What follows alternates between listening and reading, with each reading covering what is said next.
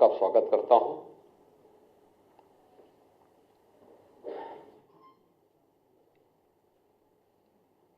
ये press meet Congress और अन्य विपक्षी दलों के द्वारा किए जा रहे अनैतिक और असंवैधानिक आचरण की ओर समय समय पर इन लोगों के द्वारा किए गए भारत के संविधान के शिल्पी बाबा साहब डॉक्टर भीमराव अंबेडकर के अपमान से पर्दा उठाने के लिए, ध्यान आकर्षित करने के लिए अत्यंत महत्वपूर्ण है।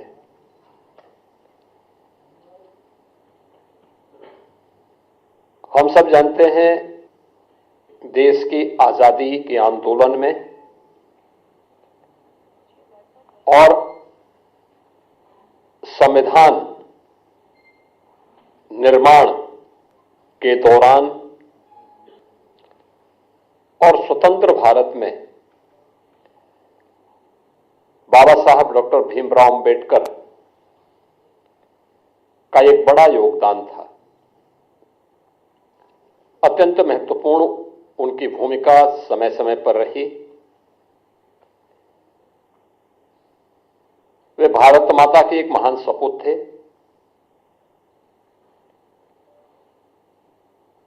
उन्होंने विपरीत परिस्थितियों में तमाम प्रकार के सामाजिक बंधनों का सामना करते हुए उच्च शिक्षा अर्जित की, वित्त अर्थव्यवस्था के क्षेत्र में, कानून के क्षेत्र में दुनिया की सर्वश्रेष्ठ डिग्री अर्जित की और फिर उसके माध्यम से उन्होंने भारत को अपने उस ज्ञान से आलोकित करने में अपनी पूरी ताकत लगाई। भारत के संविधान के शिल्पी के रूप में हर भारतवासी बाबा साहब डॉक्टर भीमराव अंबेडकर के प्रति श्रद्धा और सम्मान का भाव रखता है। एक और भारतवासी के मन में बाबा साहब भीमराव अंबेडकर के प्रति श्रद्धा और सम्मान का भाव, बाबा साहब भीमराव अंबेडकर के सपने का भारत बनाने के लिए भारतीय जनता पार्टी सदैव पूरी ईमानदारी और प्रतिबद्धता के साथ कार्य की है।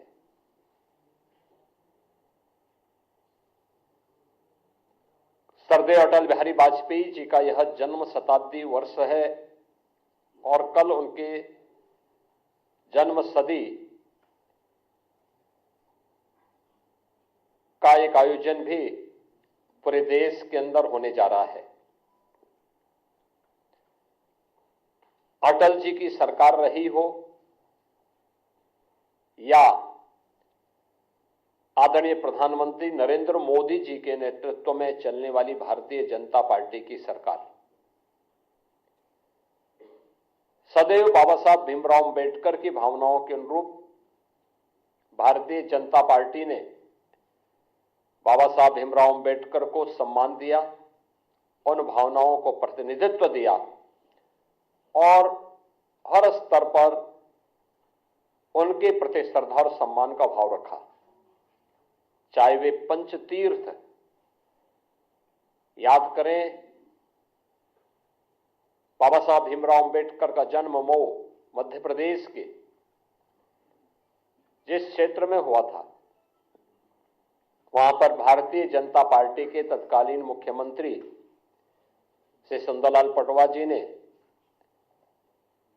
स्मारक बनाने का काम किया था और उसका उद्घाटन सरदेव अटल बिहारी वाजपेयी जी के द्वारा किया गया। दिल्ली में अंबेडकर सेंटर के लिए भूमि प्रदान किया था स्वर्गीय चंद्रशेखर जी ने, और वहां पर अंबेडकर इंटरनेशनल सेंटर की स्थापना आदरणीय प्रधानमंत्री मोदी जी ने किया। दीक्षा भूमि नागपुर में भव्य स्मारक बनाने का कार्य हो, या फिर इंग्लैंड में जहां पर बाबा साहब भीमराव अंबेडकर ने उच्च शिक्षा अर्जित की थी,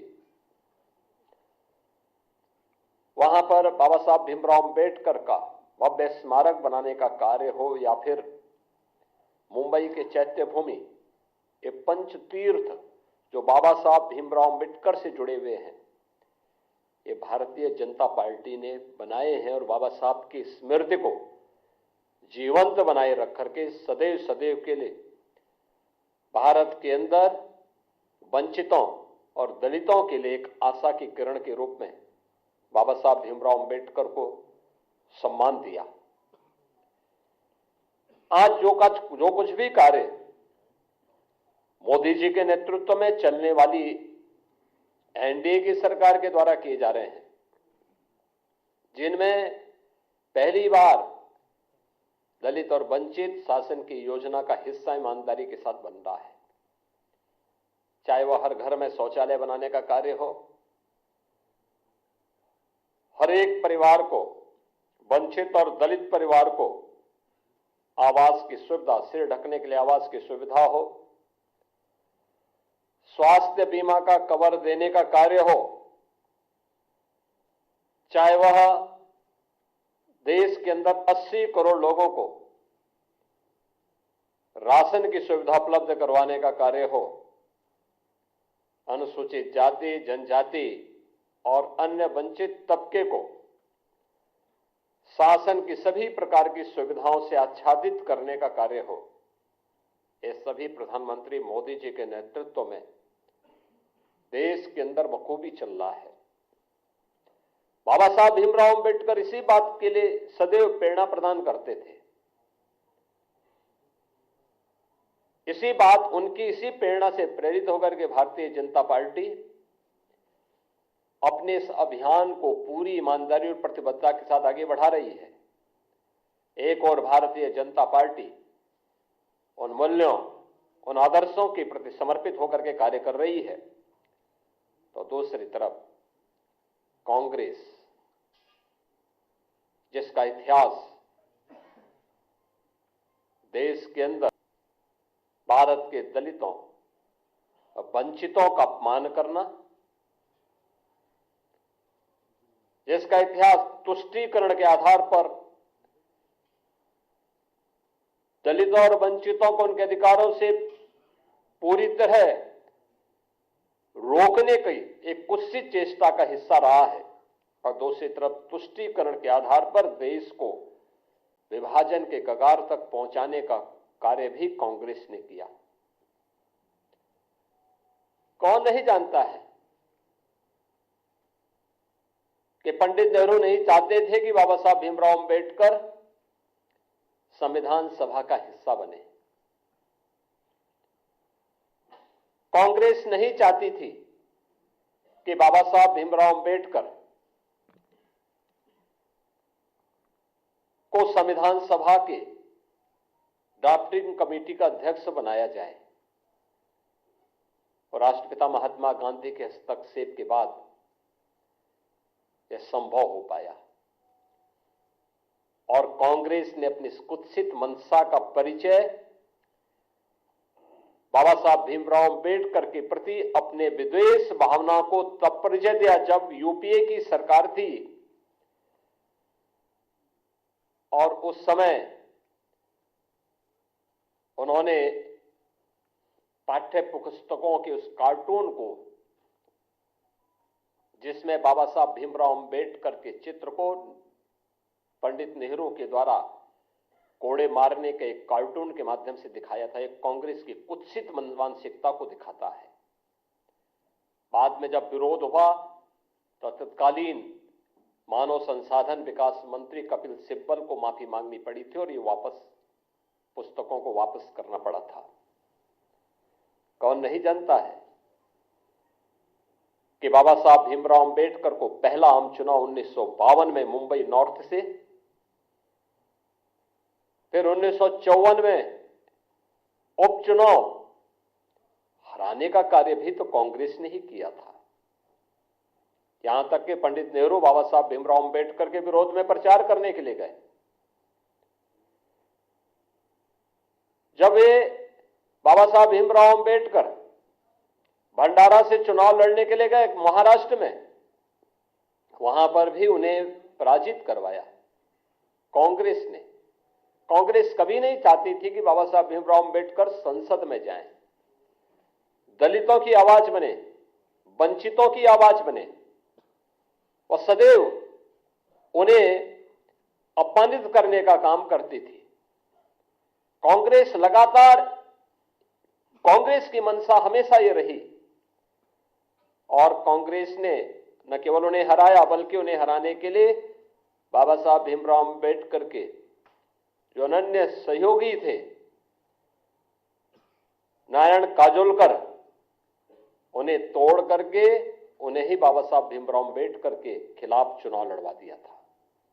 और हम सब जानते हैं कि उन्हें चुनाव लड़ाने के परिणति क्या थी, बाबा साहब चुनाव हारे।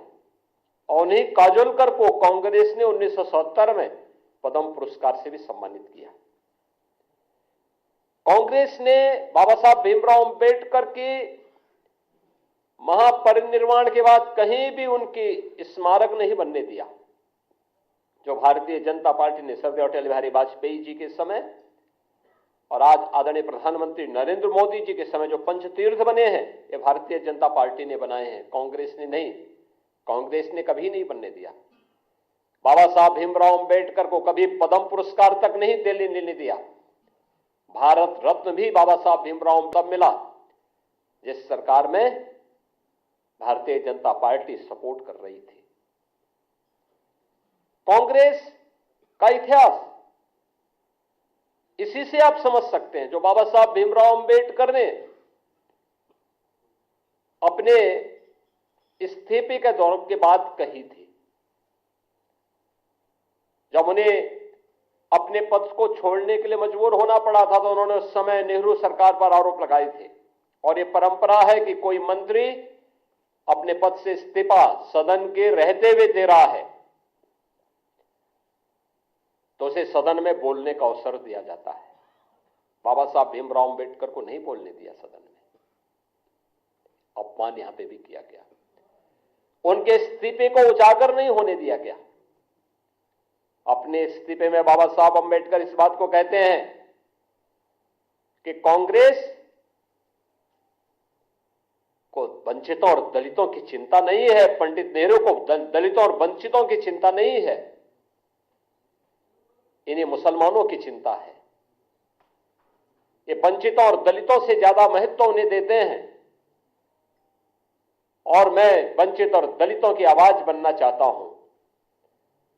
मैंने वित्त और अर्थशास्त्र विषय से उच्च डिग्री हासिल की है, मुझे किसी संसदीय समिति में तक नहीं रखा गया है। ये पीड़ा उनकी थी, जो वंचितों और दलितों के लिए जिस आंदोलन को उन्होंने आगे बढ़ाया था, देश के अंदर जिस सामाजिक समता के निर्माण के लिए उन्होंने अपना पूरा जीवन होम किया था, उन्हें उससे वंचित करने का काम भी कांग्रेस किस रूप में कर रही थी कि बाबा साहब अंबेडकर की पीड़ा उनके इस्तीफे के माध्यम से देखने को मिलती है। और याद करिए, जब कांग्रेस नेतृत्व की ही सरकार केंद्र में थी, तब उस समय कांग्रेस यूपीए सरकार के प्रधानमंत्री भी इस बात को कहते हैं कि देश के संसाधनों पर पहला अधिकार मुसलमानों का है, या वंचितों और दलितों का नहीं है। यानी देश को कैसे लोग आपसी बंटवारे का कार्य कर रहे हैं, ये किसी से छुपा हुआ नहीं है। और जो बाबा साहब भीमराव अंबेडकर देश के दलितों और वंचितों को अपमान करने का जो एक काला अध्याय कांग्रेस का रहा है, कमोवेश वही परिपाटी समाजवादी पार्टी ने भी अपनाई है। याद करिए, समाजवादी पार्टी की सरकार के समय 2012 में सरकार बनी थी, तो तत्कालीन मुख्यमंत्री ने कहा था कि सामाजिक न्याय से जुड़े हुए जो स्मारक हैं लखनऊ में बने हुए सबको तोड़वा देंगे।